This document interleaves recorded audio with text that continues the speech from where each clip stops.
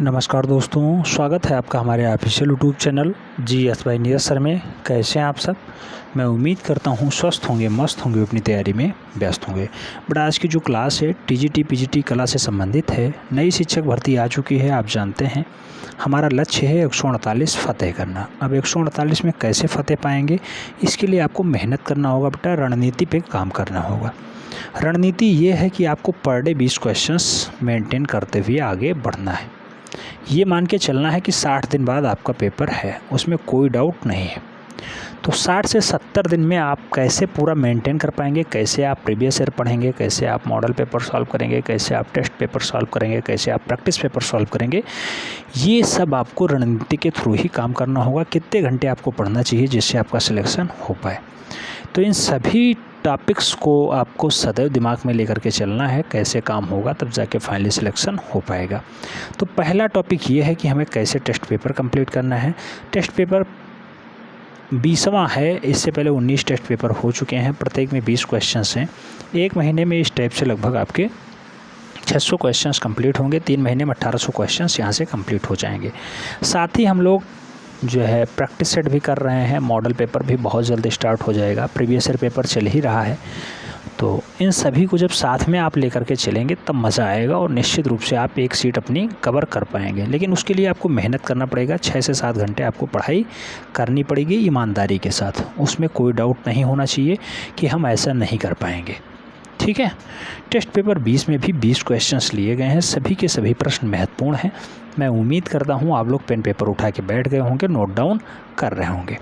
प्रश्न संख्या पहला कह रहा है, सम्राट शाहजहां किसके पुत्र थे? बेटा अकबर के पुत्र थे, या बाबर के पुत्र थे, या जहांगीर के पुत्र थे, या फिर औरंगजेब के पुत्र थे? तो सम्राट शाहजहां के बारे में पूछा गया है। आप जानते हैं सम्राट शाहजहां को मूल रूप से खुर्रम कहा जाता था। और खुर्रम किसका लौंडा था? तो खुर्रम मूल रूप से सलीम का लौंडा था, यानी जहांगीर का लौंडा था। राइट आंसर जो है सी के साथ बन रहा है। सी इज़ द राइट आंसर। प्रश्न संख्या 2 की बात करते हैं। 2 में पूछा गया है, अकारिजा अबुल हसन के पिता थे। ये कहाँ से आए थे? अकारिजा कहाँ से आए थे बेटा? ईरान से, बगदाद से, पाकिस्तान से, इनमें से कोई नहीं। तो अकारिजा मूल रूप से आप जानते हैं कि ईरान से आने वाले व्यक्ति हैं और अबुल हसन के फादर हैं। तो अबुल हसन के पिताजी हैं, अकारिजा ईरान से आते हैं। राइट आंसर ए के साथ बनता है। A is the right answer.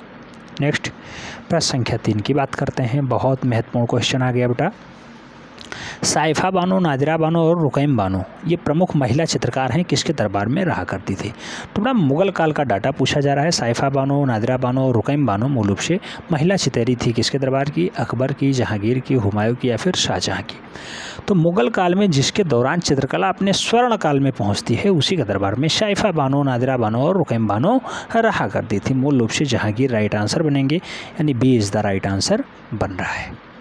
प्रश्न संख्या 4 की तरफ बढ़ते हैं। 4 में पूछ लिया गया है, फारूक बेग 1580 ईस्वी में कहाँ से मुग़ल दरबार में आया था?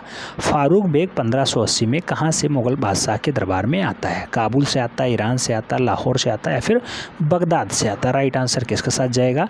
तो आप जब पूरा डाटा देखेंगे तो ये काबुल से बेटा फारूक बेग आता है और अकबर के दरबार में आता है। तो काबुल से आता है। राइट आंसर ए के साथ बन जा रहा है। A is the right answer. प्रश्न संख्या 5 की बात करते हैं। 5 में कहा गया, ईरान के राजाओं का इतिहास है। क्या है बेटा? दाराबनामा, शाहनामा, बाबरनामा, या फिर तूतीनामा? तो बेटा ईरान के राजाओं का जो इतिहास कहा जाता है उसे हम लोग शाहनामा के नाम से जानते हैं। यहाँ पे ईरान के राजाओं का इतिहास लिखा हुआ है शाहनामा में। और मूल रूप से इसकी रचना कब होती है? तो 1605 से 1615 के मध्य हो जाती है। 1605 से 15 के मध्य मूल रूप से शाहनामा की रचना हो जाती है। नोट डाउन कर लीजिएगा। प्रश्न संख्या 6 की तरफ बढ़ते हैं। 6 में पूछा गया है, कल्पसूत्र की अन्य तीसरी प्रति कहाँ रखी हुई है? कल्पसूत्र की अन्य तीसरी प्रति कहाँ सुरक्षित रखी हुई है? मुंबई में, जौनपुर में, दिल्ली में, लाहौर में? राइट आंसर किसके साथ जाएगा बेटा? तो यहाँ पे जौनपुर जाएगा। जौनपुर किस नदी के किनारे स्थित है? वनडे एंट्रेंस में बहुत बार पूछा गया है। तो जौनपुर उसी नदी के किनारे स्थित है जिस नदी के किनारे उत्तर प्रदेश की राजधानी लखनऊ स्थित है। यानी कौन सी नदी हो जाएगी? गोमती नदी के किनारे। और जौनपुर को कौन सा उपनाम दिया गया है? तो भारत का सिराज कहा जाता है। राइट आंसर सी के साथ बन रहा है। कल्पसूत्र की तीसरी प्रति जौनपुर में सुरक्षित रखी हुई है। प्रश्न संख्या 7 की बात करते हैं। पूछा गया, पाल राजवंश की स्थापना किसने की है? धर्मपाल ने, जयदेव ने, राजा गोपाल ने या फिर लक्ष्मण सेन ने। तो बड़ा पाल राजवंश को इस्टेब्लिश करने का काम राजा गोपाल का रहा है और बंगाल में मूल रूप से पाल राजवंश जो है इस्टेब्लिश होता है। तो राइट आंसर गोपाल के साथ जा रहा है, यानी B is the right answer.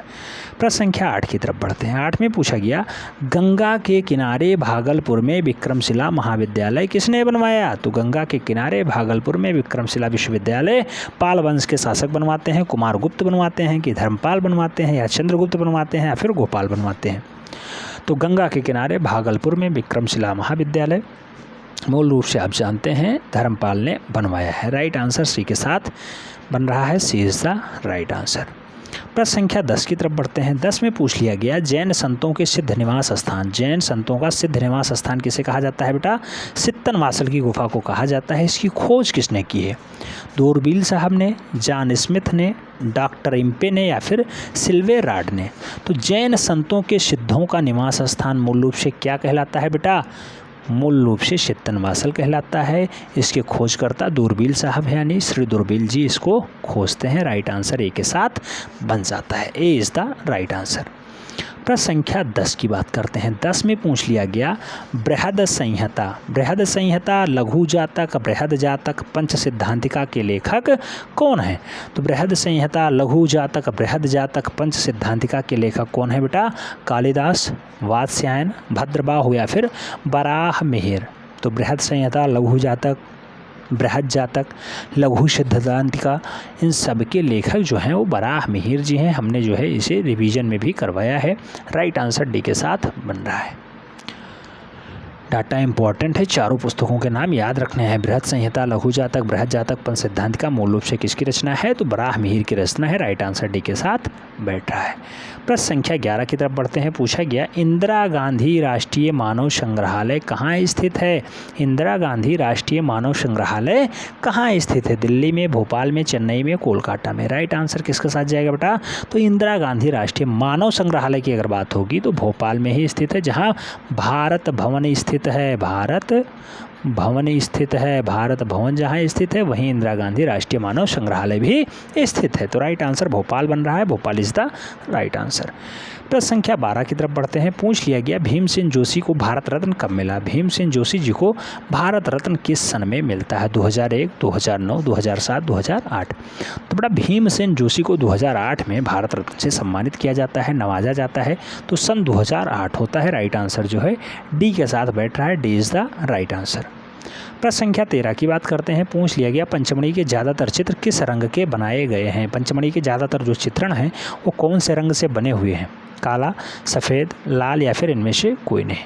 तो बड़ा राइट आंसर सफ़ेद के साथ बनेगा। पंचमढ़ी के जो मैक्सिमम चित्र दिखाई देते हैं वो सफ़ेद रंग में बताए जा रहे हैं। तो राइट आंसर जो है सी के साथ बन रहा है, सी इज़ द राइट आंसर।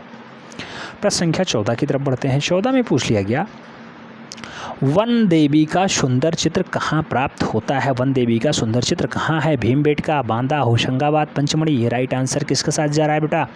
तो वन देवी का सबसे अच्छा चित्र जो है, सबसे सुरक्षित चित्र जो है मूल रूप से होशंगाबाद में प्राप्त होता है। बी राइट आंसर बन रहा है, Hoshangabad is the right answer. प्रश्न संख्या 15 की तरफ बढ़ते हैं। 15 में पूछ लिया गया सितार वादक तथा गदर्भ मुख वाले देवता के चित्र कहाँ से प्राप्त होते हैं? तो सितार वादक और गदर्भ मुख देवता के चित्र कहाँ से मिल रहे हैं बेटा? होशंगाबाद से, पंचमढ़ी के लश्करिया खोह से, बांदा से या फिर भीमबेटका थे? तो सितार वादक और गदर्भ मुख देवता के जो चित्रण है बेटा वो पंचमढ़ी के लश्करिया खोह से मिल रहे हैं। राइट आंसर बी के साथ बन रहा है, B is the right answer. Next प्रश्न संख्या 16 की तरफ बढ़ते हैं। 16 में पूछ लिया गया है 6 कोणों का सितारा कहाँ अंकित है? 6 कोणों का सितारा कहाँ अंकित है? ऑप्शन है रायचूर, बेल्लौरी, होशंगाबाद या फिर वायनाड? तो 6 कोणों का सितारा बेटा मूल रूप से बेल्लौरी में स्थित है। बेल्लौरी इज़ द राइट आंसर। ये राइट आंसर सी के साथ बन रहा है, बेल्लारी। 6 कोणों का सितारा बेल्लौरी में स्थित है। नेक्स्ट प्रश्न संख्या 17 की तरफ बढ़ते हैं। 17 में पूछा गया प्रीहिस्टोरिक इंडिका नामक पुस्तक किसने लिखी है? स्टुअर्ट पिगॉट ने, कार्लाइल ने, मनोरंजन घोष ने या फिर एफ फॉसेट ने? तो प्रीहिस्टोरिक इंडिका पुस्तक को लिखने का काम जो है बेटा वो स्टुअर्ट पिगॉट साहब का रहा है। तो स्टुअर्ट पिगॉट राइट आंसर बन रहे हैं, यानी A is the right answer. Next प्रश्न संख्या 18 की तरफ बढ़ते हैं। 18 में पूछ लिया गया महावीर स्वामी की माता का नाम क्या था? यशोदा, त्रिशला, अड़ोज्या, महामाया? महावीर स्वामी की माता का नाम क्या है बेटा? तो त्रिशला है महावीर की स्वामी की माता का नाम त्रिशला। राइट आंसर सी के साथ बन रहा है, Trishala is the right answer. Test paper 20 का सेकंड लास्ट क्वेश्चन कह रहा है, रति रहस्य एवं कामसूत्र ग्रंथों पर आधारित चित्र किस शैली में सर्वप्रथम बनाए गए हैं? तो रति रहस्य और कामसूत्र ग्रंथों पर आधारित चित्र किस शैली में बनाए गए? जैन शैली, कुल्लू शैली, पाल शैली, बीकानेर शैली। राइट आंसर किसके साथ जाएगा बेटा?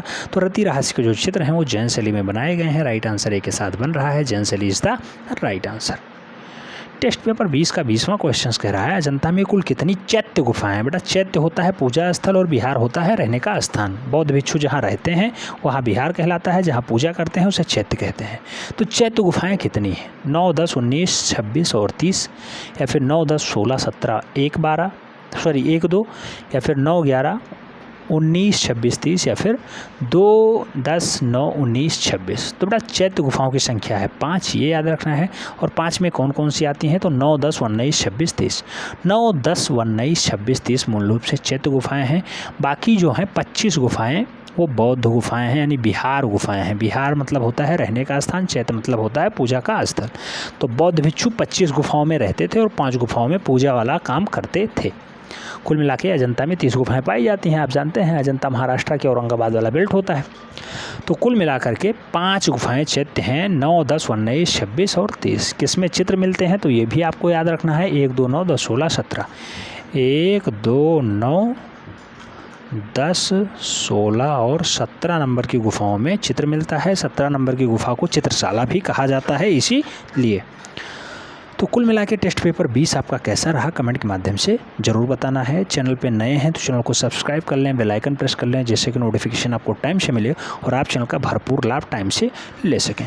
मैं चाहता हूँ आपका सिलेक्शन हो, ज़्यादा से ज़्यादा बंदे अपने यहाँ से सिलेक्ट हों। मिलते हैं नेक्स्ट वीडियो में, तब तक के लिए जय हिंद।